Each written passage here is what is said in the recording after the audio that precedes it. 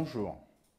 Au vu du contexte fourrager de cette année, l'équipe des conseillers d'élevage de la Chambre d'agriculture vous propose de faire un point de situation sur l'alimentation de cet hiver. Les effets de la météo. Cette année, toutes les exploitations sont concernées, mais l'impact est variable selon les secteurs de laine.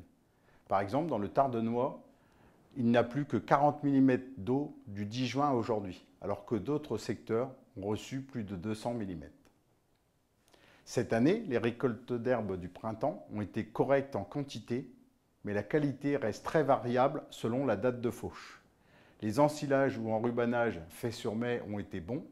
Les foins récoltés plus tard, souvent décalés à cause des pluies, sont de qualité moyenne et souvent il n'y a pas eu de repousse derrière. Pour les ensilages de maïs, on observe de grosses différences de rendement selon les secteurs du département, entre le sud de l'Aisne et la Thiérache. Au niveau de la qualité, les maïs sont souvent très secs. Au niveau des cultures dérobées, moins de surfaces ont été semées. La conséquence du manque d'eau a été de très mauvaises levées et à ce jour, peu de surfaces ont été pâturées ou voire récoltées pour quelques-unes, notamment celles semées dès le début de juillet. Autre conséquence de la sécheresse depuis juin, c'est que les exploitants ont utilisé les stocks de paille pour complémenter les animaux, puis ont commencé à utiliser des stocks de foin, d'enrubanage et voire de maïs pulpe, notamment en production laitière. Et dernier constat de l'année, c'est une forte hausse de 20 à 30% des prix des fourrages, des coproduits et des concentrés.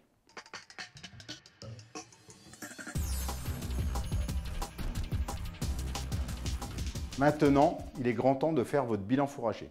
Premièrement, c'est calculer vos stocks, c'est-à-dire cuber les silos, compter les ballots, surtout les peser, évaluer la qualité de vos fourrages, ceux qui sont bons, moyens, faible qualité, analyser vos fourrages et penser à faire vos stocks de paille. Car actuellement, la paille est très rare sur le marché et les prix ont littéralement flambé. Deuxième point, faire l'inventaire des animaux par catégorie, c'est-à-dire compter les effectifs d'animaux par catégorie d'âge, estimer la durée d'hivernage et classer les animaux selon la priorité des besoins. En pratique, c'est quoi? En élevage ovin, la priorité sera sur les brebis à mettre en lutte, celles en toute fin de gestation ou celles en lactation. Pour les bovins laitiers, la priorité sera les vaches en production ou les jeunisses mises à la reproduction pour du vélage 2 ans. Exemple en bovin viande, priorité ce sont les vaches suitées, les vaches en finition et les taurillons. Troisièmement, c'est confronter les stocks et les besoins. Et malheureusement, souvent, le constat sera un déficit, donc il faudra prendre de bonnes décisions. Première piste, adapter les effectifs, c'est-à-dire tarir des vaches laitières produisant très peu de lait, engraisser plus rapidement des bœufs laitiers pour ne pas les garder tout l'hiver, ou conserver moins d'agnelles pour le renouvellement. Deuxième piste, faire la chasse aux pertes et au gaspillage. Il faudra alloter vos animaux selon les besoins et leur production. Que les rations soient calculées et adaptées aux besoins. Il faudra vérifier et peser les quantités d'aliments, de concentrés et de fourrage distribués. Limiter les pertes, notamment au niveau des silos, au niveau des auges et des râteliers.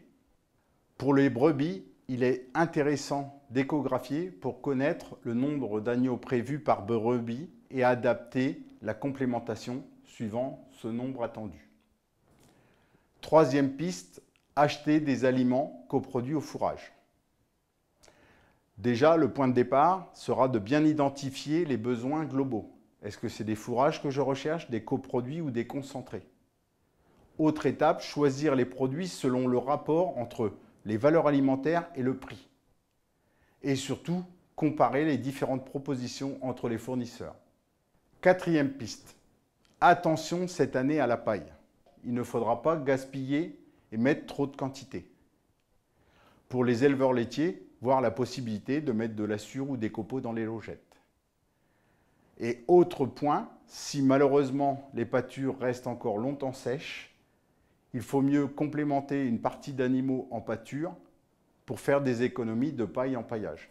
Toutefois, dans ce cas-là, bloquez les animaux sur une seule parcelle pour ne pas pénaliser la pousse au printemps prochain. Cinquième piste, préparez la campagne fourragère 2019. Dès le mois de février, préparez la mise à l'herbe pour être en mesure de sortir précocement certaines catégories d'animaux, si la météo le permet, dès le mois de mars. Pour les élevages ayant besoin de stocks de report pour l'été 2019, vous pouvez prévoir de récolter des ensilages de métail ou de céréales immatures en mai-juin qui pourront être utilisés pour l'été prochain. En conclusion, on peut dire, pour maîtriser vos charges et ne pas subir, calculer et anticiper reste la meilleure des solutions. L'équipe élevage vous donne rendez-vous pour de prochains conseils.